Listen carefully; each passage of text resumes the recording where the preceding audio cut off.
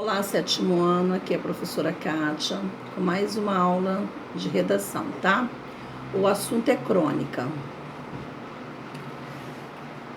Vamos abrir a apostila na página 57, o livro de vocês. Acabei falando apostila, mas é livro, tá? Segundo momento, tá? Vamos lá? A crônica que você vai ler agora foi escrita pelo jornalista e radialista Milton Jung. O trabalho no rádio lhe rendeu 2 livros: Conte Sua História de São Paulo, baseado em quadros da CBN São Paulo, e um manual dedicado a estudantes de jornalismo de rádio, adotado por vários cursos universitários. Em 2008, Jung criou a rede Adote um Vereador, na qual os cidadãos são convidados a acompanhar e fiscalizar o trabalho dos legisladores municipais. Então, o nome do texto é O Jeitinho Brasileiro. O jeitinho brasileiro é inimigo da prevenção. Vocês estão lembrados que na aula passada eu havia dito para vocês que a crônica ela faz parte de um texto jornalístico? Eu começo o texto assim, na página 57. Somos o país do jeitinho e nos orgulhávamos disso, pois sinalizava nossa capacidade de improvisar, encarar as situações mais complexas e oferecer soluções práticas. Nos tornamos reféns desta história, quando a exceção passou a ser regra e transformamos em definitivas medidas que tinham caráter provisório.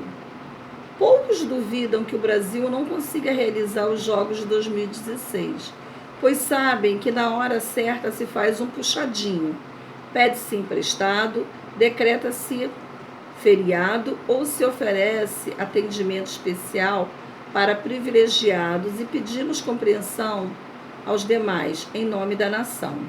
O jeitinho brasileiro deixa aberta a porta, corta fogo do prédio para o ar circular, faz galhofa com as simulações de incêndio organizadas por solitários brigadistas, quando eles existem. Então, gente, parei aqui, tá? Um pouquinho para a gente comentar sobre o texto. Eles fazem, uma crítica dizendo que o brasileiro ele faz um jeitinho para tudo. Por exemplo, se você faz uma casa, constrói uma casa com um quarto, aí de repente aparece um outro membro da família. O que o brasileiro faz? Faz um puxadinho. Puxadinho é um quarto, um cômodo, a parte da casa, tirando totalmente a estrutura da casa, Dá um jeitinho brasileiro. Aí, continuando. Falei, quando existe entrega para o mestre de obra, a função do engenheiro é substituir o projeto do arquiteto por rabiscos no papel do pão. Esse não existe mais com certeza. As placas de trânsito são meramente ilustrativas. Se o limite é 60 quilômetros, aí o brasileiro anda 80, ele não obedece, pois temos certeza de que não haverá problema se o sinal é de pare. Lemos, reduza. Problemas de saúde resolvemos no balcão da farmácia. Exames preventivos são perda de tempo. Em um resort no litoral baiano, construído com dinheiro de fundo de pensão, as normas de segurança eram muito rígidas, a ponto de me chamar a atenção. Não precisei muito tempo para descobrir o motivo. O seguro de vida feito por executivos estrangeiros exige a estrutura para pagar indenização em caso de acidente. A obsessão pela prevenção, que nos causa incômodo, é obrigatória em países da Europa e nos Estados Unidos. Por isso, enquanto no Brasil tanto faz como tanto fez, nos prédios americanos as portas abrem para fora. É para a rua que se vai quando há situação de risco, e o acesso tem que ser facilitado. Precisamos implantar a cultura da prevenção e as escolas serão importantes nesta iniciativa. Não defendo a criação de uma matéria específica para o assunto. A grade escolar já está completamente ocupada.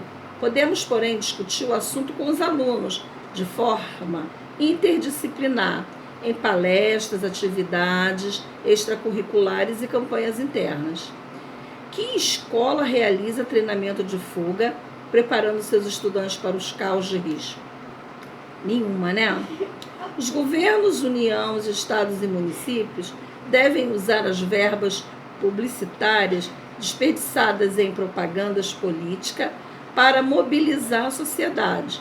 São Paulo, ano passado, incentivou o respeito à faixa de segurança e diminuiu os acidentes nos pontos em que a campanha se